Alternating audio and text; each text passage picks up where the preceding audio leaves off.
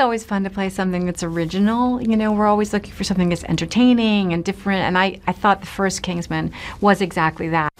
The spy flick Kingsman, The Golden Circle, takes to the theaters this week to try to take down the current #1 at the box office, It. Movie writer Mike Scott of NOLA.com, the Times-Picayune, does not always believe that sequels are it.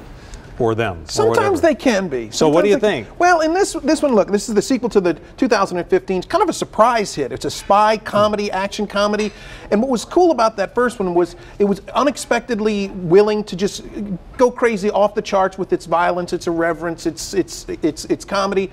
And so the question is, okay, what are they going to do to up the ante this time, the second time? And for starters, they come to U.S. shores. They come, the Natalie-clad British spy service from the first episode, starring Colin Firth, come to work with their counterparts in the U.S. They also kind of crank up the volume a little bit. This is a big, loud, stunty movie. They crank it up. They crank it up. It's even bigger and it's even crazier. But that's about it. That's all they do new. It's going to feel very, very familiar, which I think is a bad thing. It raises the question of how much is too much of a good thing. And the perfect example of that is the running time of this movie is 2 hours and 21 minutes. For a movie that really should be 1 hour and 45 or so. So I think people will still have fun with it. If you liked the first one, you'll still enjoy the second one, but you're not going to be looking so much forward to the third one as you were looking forward to the second one. Does that make sense? I think I confused myself just now. No, I'm really alarmed because I understand exactly what you meant. Gotcha. All right, there's another one from the Lego franchise. Right, and it's kind of a similar story to the Kingsman. This is Please tell me it's not 3 hours of Legos. No, it's not 3 hours of Legos.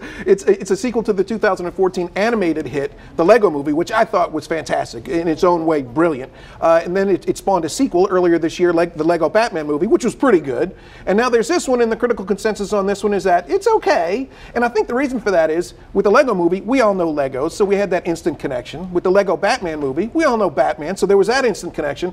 Ninjago, though, the Ninjago toys, which are ninja toys, have ninja Lego toys, have a little bit more of a limited fan base. That's not to say the movie's a bad one. The little kids will like it, but I think the parents won't enjoy this one as much as they enjoyed the first When two. does the Lincoln Logs movie come out? You know, oh man, you just gave somebody an idea.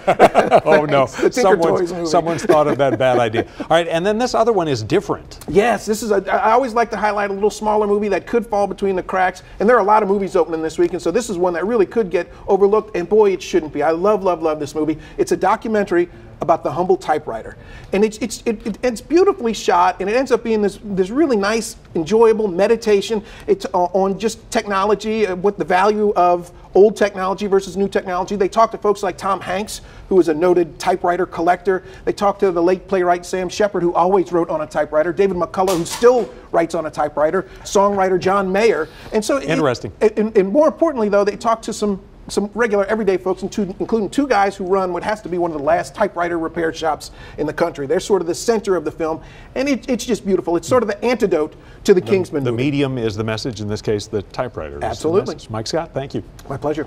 I love typewriters. All right, well, now